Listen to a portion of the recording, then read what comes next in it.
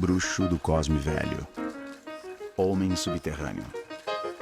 Um mestre na periferia do capitalismo. São muitos os modos de se referir a Machado de Assis.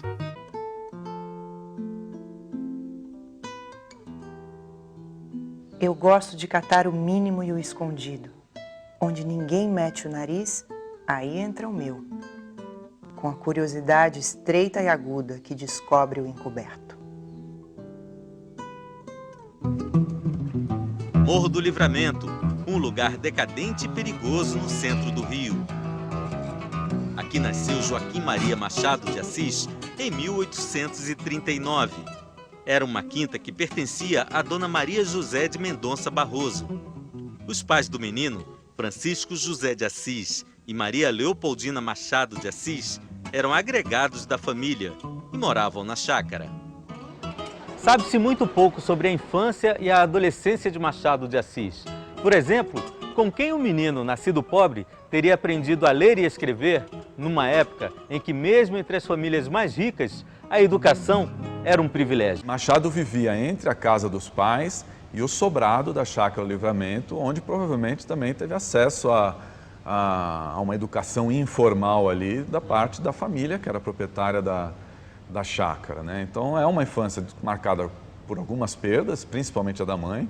Machado era além de epiléptico, ele era gago, ele tinha problemas de asma, no futuro desenvolveria vários problemas relacionados à boca dele e aos olhos, né? A retinite, uma inflamação na retina, que seria, aliás, a razão, pelo menos alegada, para depois a internação dele em Friburgo, já aos 40 anos de idade. Então, Machado era um catálogo de doenças. Ele era sujeito a ter crises convulsivas, né, com desmaio, muitas vezes mordia a língua, né, o que era para ele assim, uma coisa muito penosa, né. E ele era um homem melancólico, né, com uma tendência que hoje talvez a gente rotulasse como depressiva. De qualquer maneira, foram coisas assim que influenciaram na vida dele e também no trabalho literário dele. Outro mistério para os biógrafos: como e quando Machado de Assis teria aprendido a ler e escrever em francês, a ponto de virar tradutor antes dos 20 anos de idade.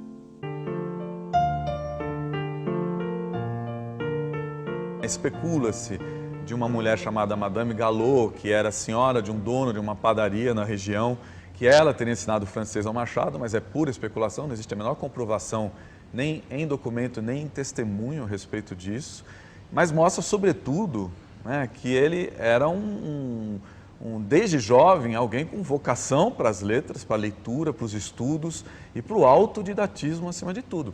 Até que mais tarde nós temos estudos dele, né, exercícios dele de grego e alemão, que ele fazia por conta própria. Todas as portas se abriram desde cedo para o jovem gênio. Aos 15 anos, começa a carreira literária.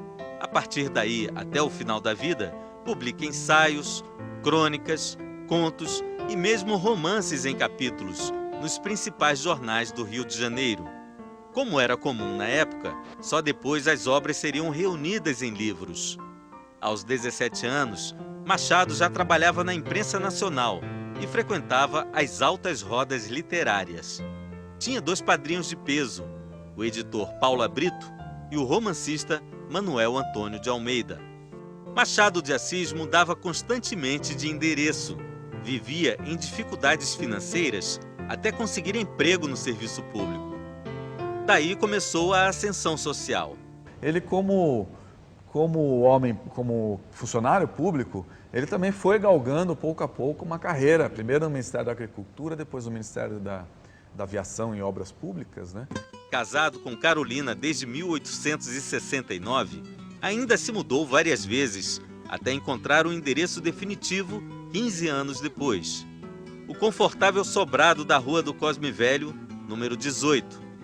Um menino filho de uma lavadeira, de um pintor de paredes, que se torna jornalista, poeta, dramaturgo, escritor, romancista e presidente da Academia Brasileira de Letras e consagrado em vida, é alguém que atravessou a sociedade brasileira, né, de fora a fora.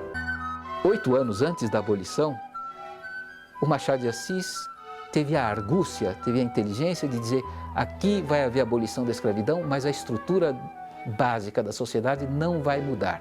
Quer dizer, não é verdade que o Brasil esteja progredindo em direção de uma sociedade igualitária. Eu acho que artisticamente ele representou muito bem a forma como essa sociedade criava mecanismos para manter ao longo do tempo estratégias de exclusão, de privilégios. Por mais que ela mudasse, ela mudava para permanecer a mesma. Como Machado disse isso várias vezes, né? Você pode trocar de roupa sem mudar de pele. Machado de Assis é um observador agudo da vida brasileira. Como revolução formal, foi a mais importante da literatura brasileira. Eu acho que Machado é totalmente homem do seu tempo e do seu país. O Machado de Assis teve essa coisa extraordinária de ser cético em relação ao progresso. A obra de Machado de Assis é dividida em 2 fases. Os romances da primeira fase são considerados convencionais tanto por manterem-se presos às características mais gerais do romance do século XIX, como pela abordagem do contexto social. Com quase 40 anos, vítima de crises epiléticas, Machado de Assis é obrigado a retirar-se para Friburgo. A superação dessa crise é para muitos a causa de uma evolução espiritual que vai resultar na fase madura de Machado, iniciada pelos contos de Papéis Avulsos e pelo romance revolucionário Memórias Póstumas de Brás Cubas. Esse grande romance do Machado de Assis, ele depende de uma visão desabusada da cultura brasileira. Enquanto o Machado de Assis, da primeira fase, tinha uma visão edificante de quem quer colaborar para ilustrar a sociedade, para aumentar o seu brilho, para torná-la mais civilizada, o da segunda fase diz: isso aqui não tem remédio, isso aqui só tem cara de civilizado, na verdade é completamente bárbaro e vamos dizer a verdade. Dessa terra e desse estrume é que nasceu esta flor. Quando chegou no Brás Cubas, o Machado deu a pena para o senhor. A partir daí, acabaram aqueles narradores em terceira pessoa, e ele deu a pena para os senhores.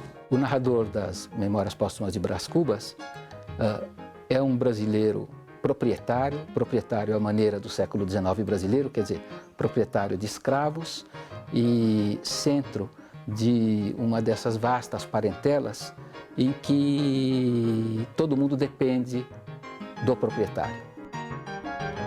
Eu que não sou propriamente um autor defunto, mas um defunto autor. Esse narrador, a parte do defunto aí não é para levar muito a sério, evidentemente, né? Esse narrador é um insulto ao leitor.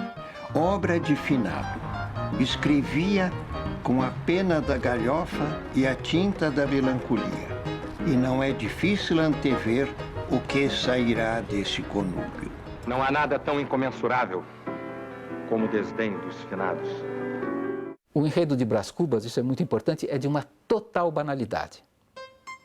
Brás Cubas nasce numa família muito abastada, a sua primeira educação é profundamente determinada pela situação da família escravista, quer dizer, ele começa andando a cavalo em cima do pajem dele, que é um escravozinho que deram para ele, para isso mesmo, para ele montar a cavalo nele e chamar ele de besta, de cala a boca besta e essas coisas. Um pouquinho adiante, ele gasta uma fortuna com uma mocinha de vida fácil. Um pouquinho adiante, ele vai para a Europa fazer estudos onde ele não estuda nada. Os estudos dele são só uma maneira de obter a casca da civilização. Ele volta para o Brasil e aí ele tem um longo caso amoroso, adúltero, com a Virgília, que é o grande acontecimento da vida dele, que é também um caso amoroso que, do ângulo romântico, é a coisa mais lamentável do mundo, embora seja uma coisa forte. A uma certa altura, o amor se esgota.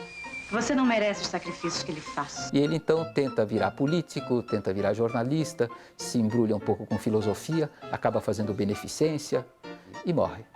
Então, é uma vida em que nenhum projeto se realiza, em que nada é perseguido com energia, tudo acontece da maneira mais arbitrária, tudo depende do capricho total dele. Agora, esse capricho é autorizado por o quê? Esse capricho é autorizado pela propriedade de tipo brasileiro, escravista, clientelista e que dispensa inteiramente de trabalhar. Esse aqui é o ponto importante. Vulgaridade de caracteres, amor das aparências rutilantes, do arruído, frouxidão da vontade, domínio do capricho e o mais.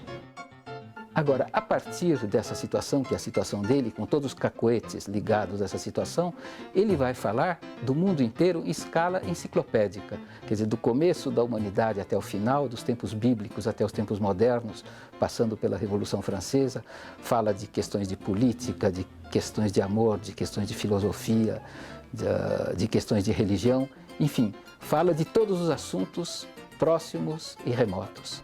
Mas o que aconteceu na realidade? Na realidade, ele submeteu a história do mundo, por assim dizer, e o mundo inteiro, aos caprichos, aos cacoetes autoritários de um proprietário brasileiro à maneira do século XIX, quer dizer, à maneira da sociedade escravista que havia aqui.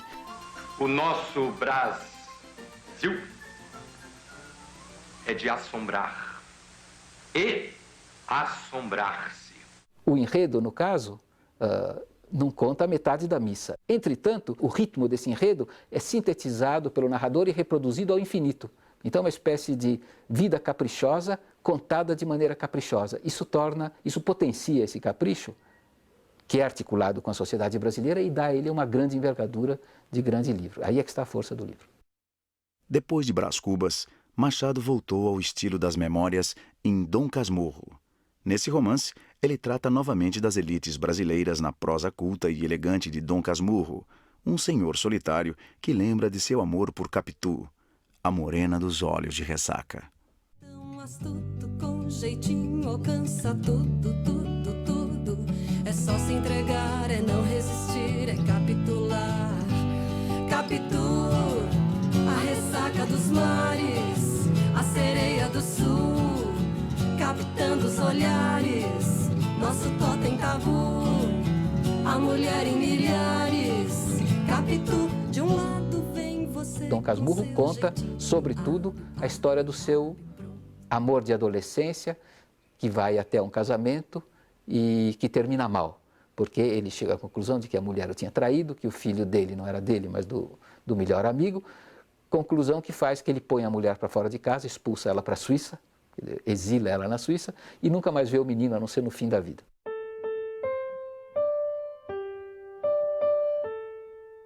Olhos de ressaca? Vá, de ressaca. Traziam não sei que fluido misterioso e enérgico, uma força que arrastava para dentro como a vaga que se retira da praia nos dias de ressaca. Há, de fato, um drama aqui. Um drama que termina com a acusação, a culpabilidade. Não tenho mais nenhuma vontade de viver. Escobar. O foco dessa recapitulação da vida amorosa dele é centrado no seguinte: Capitu me traiu ou não me traiu? E sempre se disse que esse fato de não se saber se Capitu era culpado ou não era um dos encantos do romance, porque aí o romance é sempre lido e relido, né? Com a preocupação de encontrar as pistas. É claro que as pistas estão dadas pelo narrador. Que a minha primeira amiga e o meu maior amigo, tão extremosos ambos e tão queridos, quis o destino que acabassem juntando-se e enganando-me. Esse narrador é um narrador parcial, é um narrador que está contando a história de maneira tal que nós cheguemos à conclusão de que ela de fato traiu. Nesse momento, a personagem muda inteiramente de figura. A questão deixa de ser Capitu traiu ou não traiu e a questão passa a ser por que esse cidadão está querendo nos convencer de que a Capitu traiu. Vocês sabem que Dom Casmurro é narrado por um viúvo já de mais de meia idade, que escreve divinamente, culto, saudoso da sua infância e dos seus primeiros amores. Enfim, uma espécie de figura ideal de moço bom das elites. Então, o leitor tende a aderir ao ponto de vista dessa personagem.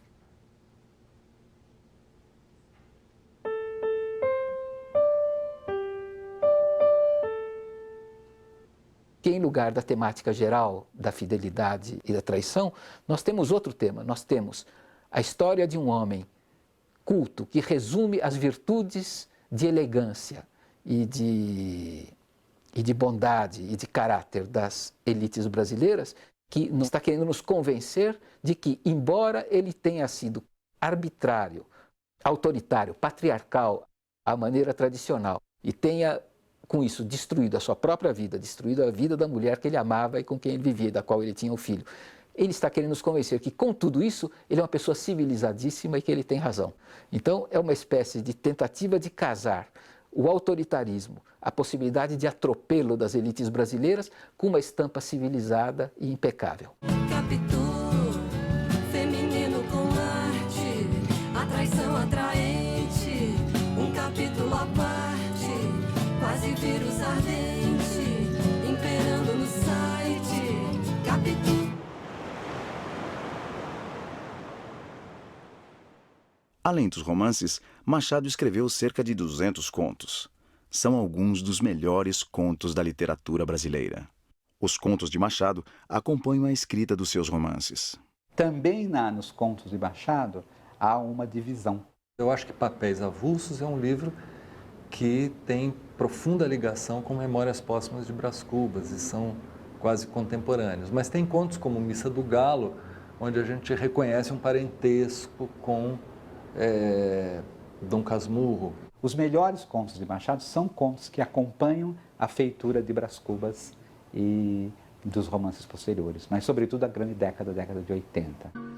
Joaquim Maria Machado de Assis morreu aos 69 anos em 29 de outubro de 1908.